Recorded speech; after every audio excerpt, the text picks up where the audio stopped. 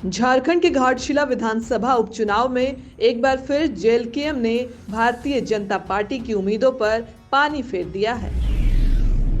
जिस तरह पिछले विधानसभा चुनावों में जेएलकेएम के उम्मीदवारों ने बीजेपी को कड़ी टक्कर देते हुए हार का सामना करवाया था, ठीक उसी तरह इस बार भी जेएलकेएम ने चुनावी समीकरण बदल दिया है। घाटशिला में इस बार मुकाबला सीधे तौर पर बीजेपी और झामुमो के बीच माना जा रहा था, लेकिन जैसे ही जेएलकेएम के प्रत्याशी मैदान में उतरे, पूरा चुनाव त्रिकोणीय हो गया। नतीजों में भी साफ तस्वीर देखने को मिली कि काउंटिंग के शुरुआती राउंड्स में जेएलकेएम दूसरे स्थान पर चल रही थी, जबकि झामुमो मजबूती से आगे बना हुआ था।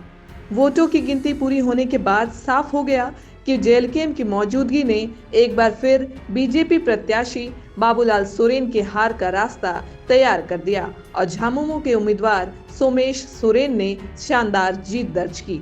विधानसभा चुनाव की तरह ही जेएलकेएम की निर्णायक भूमिका इस उपचुनाव में भी पूरी तरह नजर आई। लोगों ने पहले ही जब कैंपेनिंग चल रहा था उस समय ही हम लोगों ने बताया था कि भारी मतों से झारखंड मुक्ति मोर्चा गठबंधन के प्रत्याशी की जीत होगी और उस ओर हम लोग अग्रसर हैं और जीत सुनिश्चित है और अच्छे मार्जिन से सोमेश जी की जीत होगी, झारखंड मुक्ति मोर्चा की जीत होगी, गठबंधन की जीत होगी। बिहार को लेकर क्या कहेंगे? जिस तरह एनडीए गठबंधन की थर्ड मेजोरिटी से बहुमत दिखाई जा रही है, देखिए जो रुझान आ रहे हैं, गठबंधन को कहाँ चूक हो गई? जो रुझान आ रहे हैं उससे ये तो स्पष्ट है कि ये परिणाम अप्रत्याशित है। अगर रुझान ही परिणाम में परिवर्तित होता है तो निश्चित रूप से ये अप्रत्याशित होगा और समीक्षा तो होनी चाहिए इसकी और जो भी कमी बेसी है उस पे भी ध्यान देना चाहिए कि क्या हो रहा है, क्या नहीं हुआ, कहाँ चूक हुई या जो भी आरोप अभी तक लग रहे हैं, चाहे वो शासन पे, प्रशासन पे, चुनाव आयोग पे, उसकी भी चर्चा होनी चाहिए कि ये जो परिणाम और रुझान जो दिख रहे हैं, निश्चित रूप से ये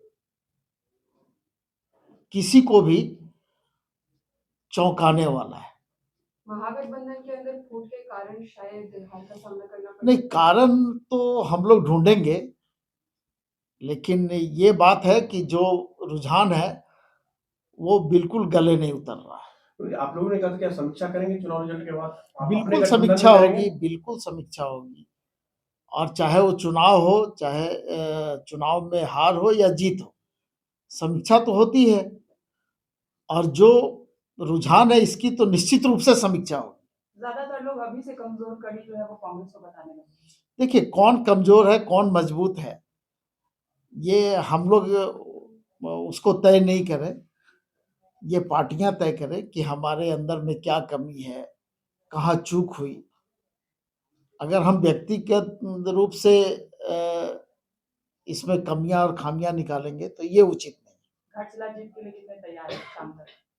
नहीं, घाटशिला जीत तो निश्चित है झारखंड मुक्ति मोर्चा की, सोमेश जी की और गठबंधन की।